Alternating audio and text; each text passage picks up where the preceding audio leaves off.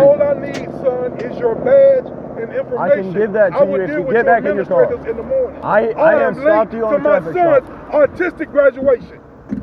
This only happens once in a lifetime. No, I'm not. What you gonna do? What happens when the thin blue line crosses itself? Chaos. Camera recording started.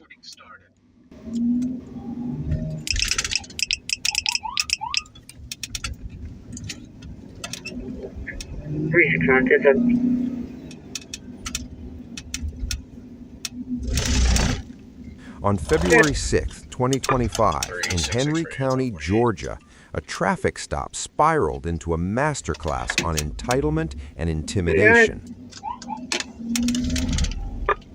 It's going to be that same tag out of Georgia. Say, waiting for it to explore. The driver isn't a sovereign citizen or a confused tourist. He's Lieutenant Derek McClendon, a high-ranking supervisor who believes his badge is a get-out-of-jail-free card. Hey, sir, how can I help you? What's going on? I'm doing fine. How you doing? The tag's coming back, not on file, no warrants. Is it an undercover car? You see my rank, sir? I do. Lieutenant, right? Yes, sir. Okay. Now listen to the way you're talking to me. Now listen to the way you're talking to me. The tag's coming out undercover. Slow down. I was just trying to see. Tell me the reason why you pulled me over. The reason. What legal reason why did you pull me over? The reason for the stop is for unregistered motor vehicle. Did I violate any traffic? You actually did. I'm upset right now because you pulled me over and it's embarrassing. Okay, the reason for the stop is. Let me get your name and badge number and your supervisor. Officer Adams. Write it down, put it on the card. I don't have to do that. Yes, you do. No, sir, I Call didn't. your supervisor here. Now you got me late to a meeting. My son getting his awards right now, and you just pulled me over for nothing. Okay, it's also showing that 33 years of law enforcement, you just pulled me over for nothing. Okay. You see these blue lights. You think somebody just riding around with blue lights on? It happens all the time. No, it don't. Yes, it does. I'm not impersonating the officer. Okay.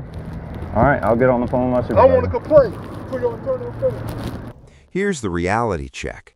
If a civilian was caught driving an unmarked, unregistered vehicle equipped with illegal blue emergency lights and then aggressively exited their car to confront the police, they would be face down on the pavement in seconds.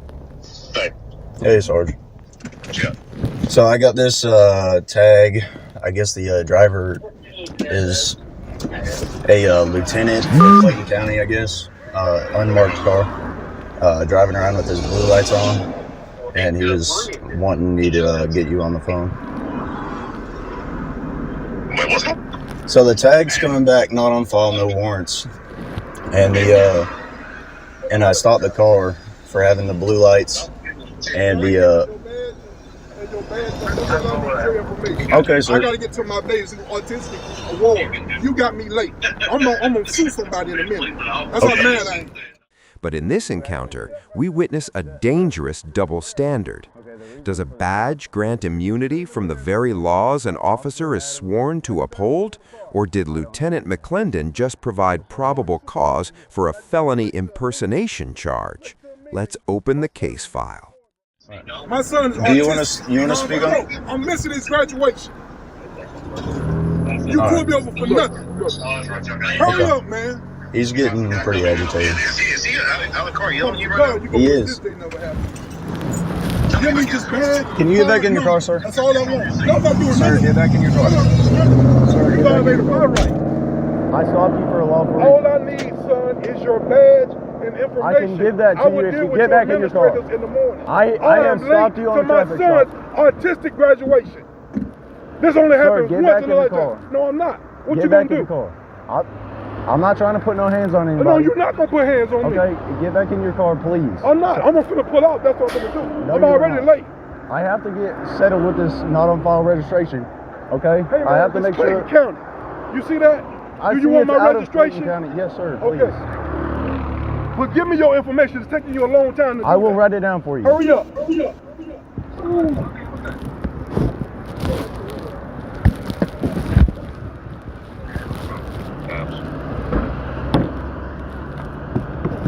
Yeah, I probably need one of y'all out here. Where you at? I'm on 81 and... 30382 in unit 252. Mitchell Trail.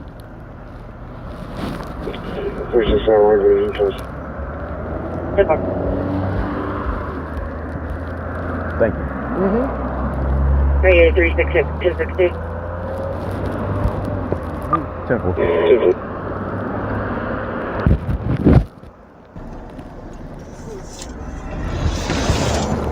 Sir, I cannot do my job if you don't get back in your car. I got you.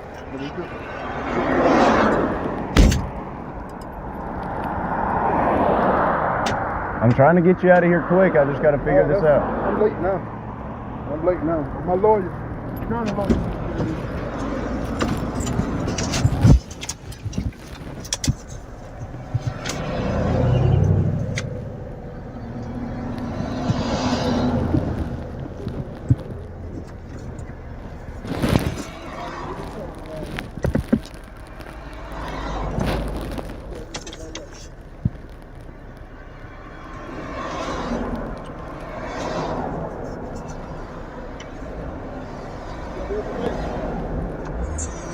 Sir, are you an SRO? I'm over the SROs, Lieutenant Commander. Okay. Oh, Deputy Sheriff also, since you disrespectful. Let me show you that too. It says Clayton County Sheriff's Office. 33 years. It says Deputy Sheriff. Okay.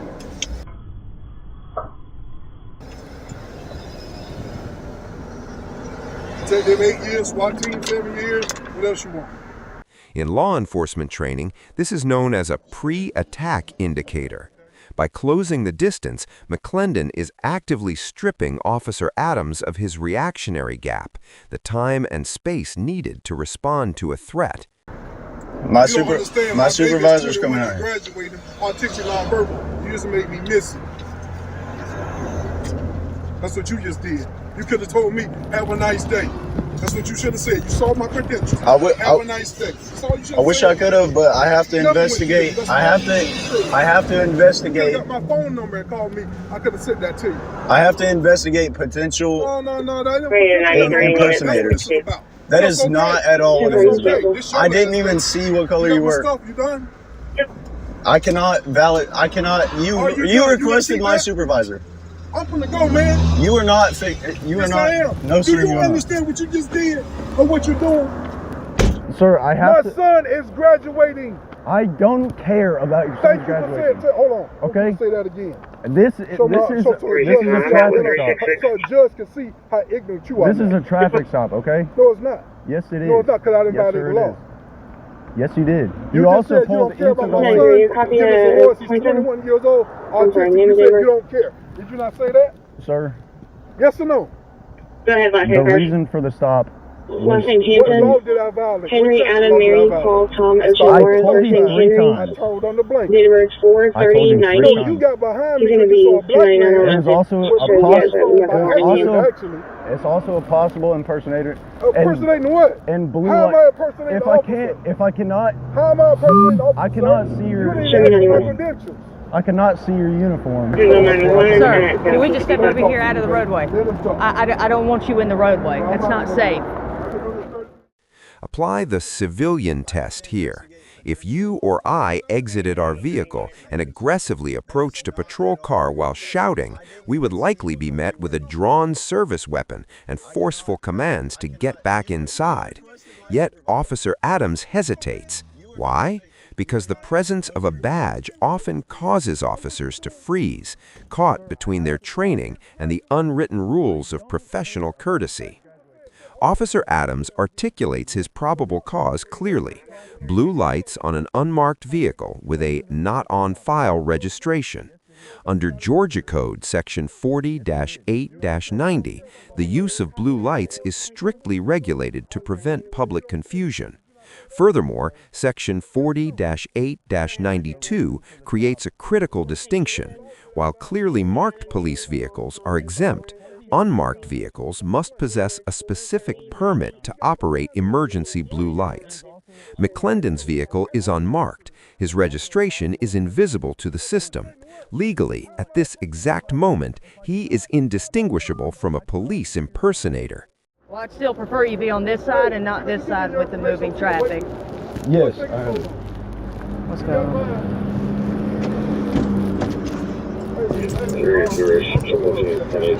That's fine. It's a little safer over here, not in the roadway. You've been doing this a lot longer than I have, sir.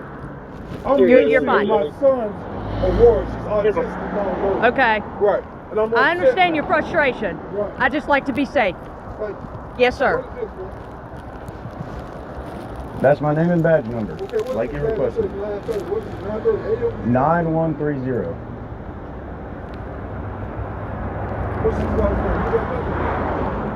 That the 4-digit number is his badge number. The 4-digit number is his badge number. What's your supervisor's name? 363. You got a supervisor? We Yes. have him on the way. Sergeant LaCour. Sergeant LaCour. If you want to step over here, we can write all this down. Okay, then I'm not going to come over there to you. Alpha Bravo. Yeah. If you want to sit down in there, roll the passenger window down. I don't want to be on that side of the road. All right, so it's going to be SGT. I'm a little hungry too. Last name. No, you're fine. You want the information, we'll give you the information. So the name is going to be LECROY. CROY. LaCroix. Yes, sir. Precinct or number, anything? You can dial 770-288-8200. When it prompts you for uniform patrol, you can click that. I don't know what number it is. Do you want me to run out all 50? 8200.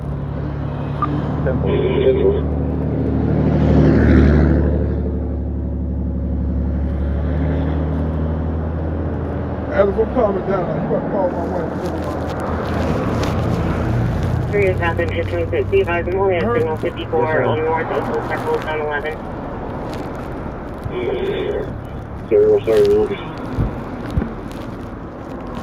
Caller advises people are smoking 38B and drinking alcohol. You good?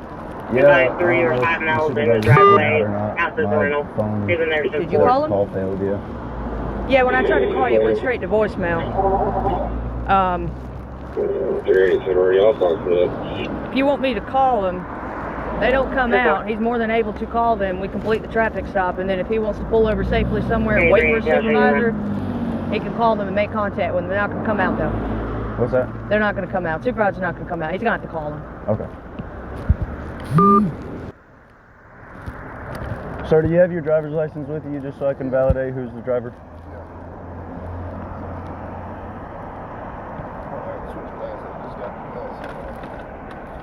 As I'm fired up, man. I'm missing my baby stuff, man. I understand. I'm sorry for making you See how I late. switch glasses on? Look. Just got these. Couldn't see. Yes, sir. Reach into my bag where there's a weapon inside, okay? That's fine. You have one on your hip.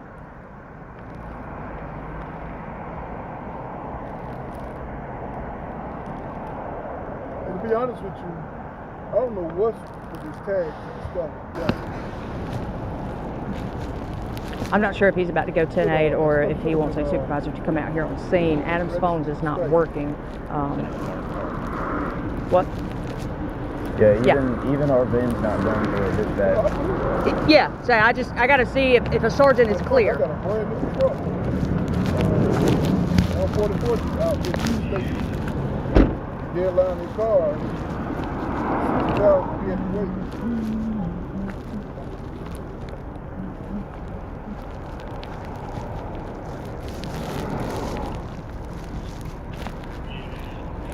I'm 100. I'm out here with Adams on his traffic stop. He has stopped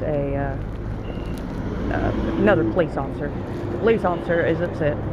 He's requesting a supervisor. I told Adams to inform him. I gave him information, all of that.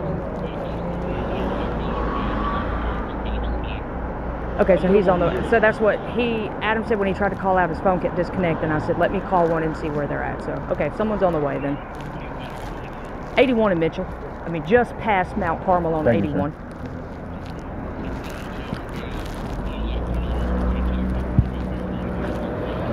Sergeant Phillips is on his way.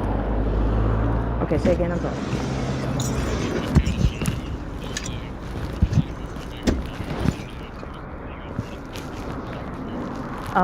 I don't know. When I pulled up, they were on the fog line. I asked him several times to get on the other side. He said he's done this for 32 years. I said, I understand, but I am big on safety.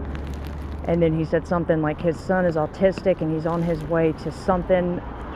Don't quote me, I thought it was like a concert or something. I'm not 100% sure, but he asked for all the information. I gave him all the information. He's sitting back in his car, and that's when I asked Adams. I said, what is going on? And he said, I'm trying to call the supervisor. I don't know if they're on the way out here. I said, I'll call him real quick. Okay, that works. That's all. I'm just gonna stand by, just to stand by. Okay. Okay, perfect.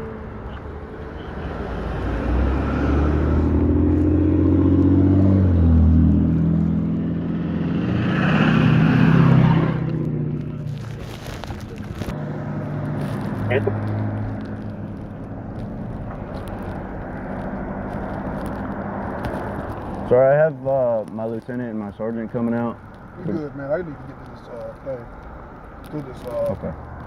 to the school for his awards thing. I'm late, man.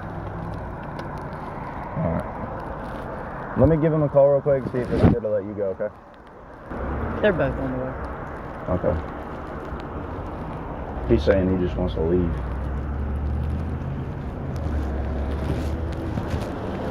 Is your phone messed up?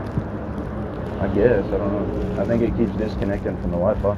Yes, it kept going straight to voicemail when I called to see if you were good. That's why I came out. Hey, he's just saying he's trying to get out of here. Do y'all still want to come out here? Or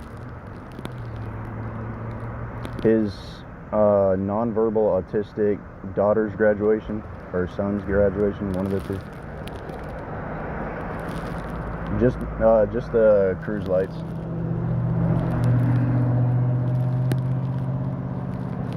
No, originally I stopped him because the tag wasn't coming back for anything, so I was gonna confirm it was actually registered. And then obviously the blue lights, I wanted to make sure it wasn't someone impersonating.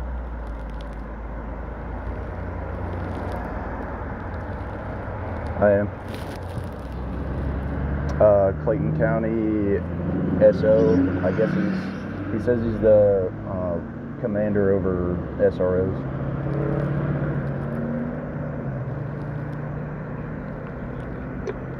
$95 ready. I'll be tagged until you know.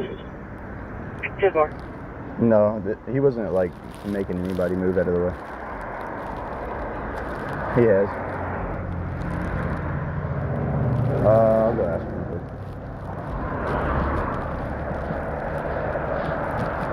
Sir, do you want to see my supervisors or no?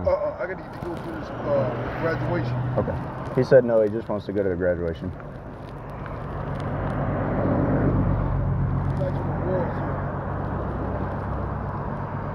Put him on speaker. Do what? You got a speaker? You got a speaker? Yeah. What's his name? Hold on, he wants to talk to you on speaker. Hey, sir. Sergeant Phillips. Hey, man. I'm a little upset right now. I'm good, but my son is autistic nonverbal, and I'm late to his it's called award ceremony. He graduates this year. I'm diabetic. I have an 8, so everything is going fast right now.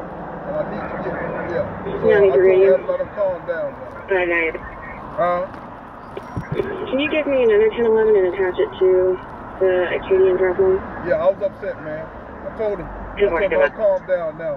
But I got to get to this award ceremony because this is last year in school, and I'm hungry too.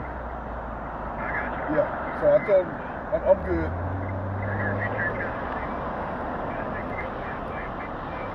Oh yeah.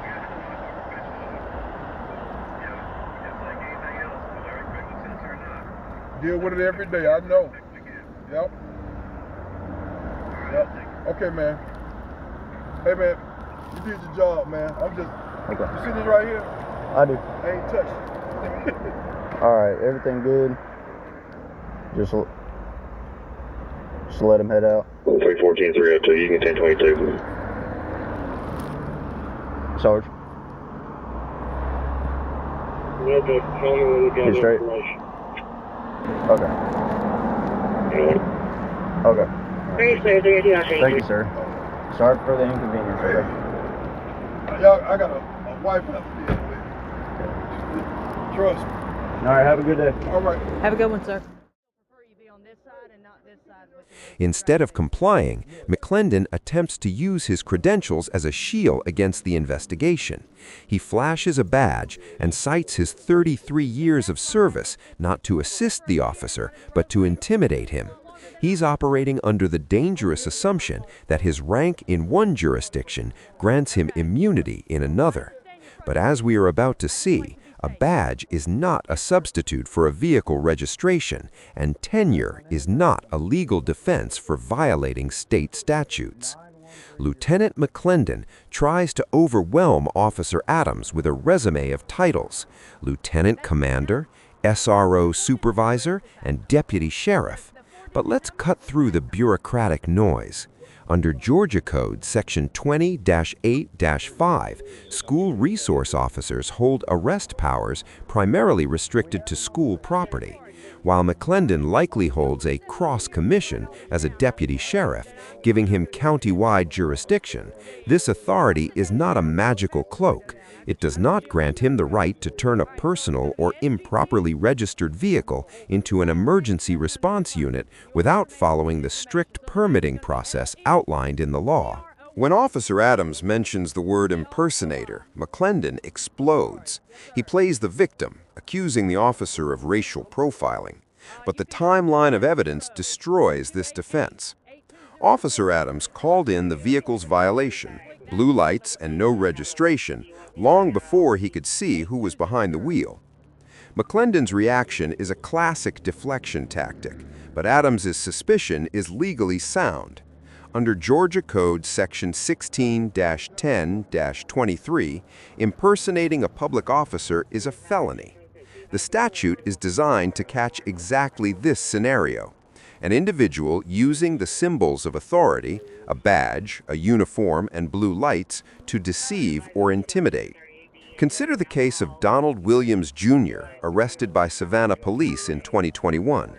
Williams was charged with a felony for driving a car with blue lights and wearing a vest marked police. The law does not require the suspect to actually arrest someone to be guilty. It only requires the intent to mislead.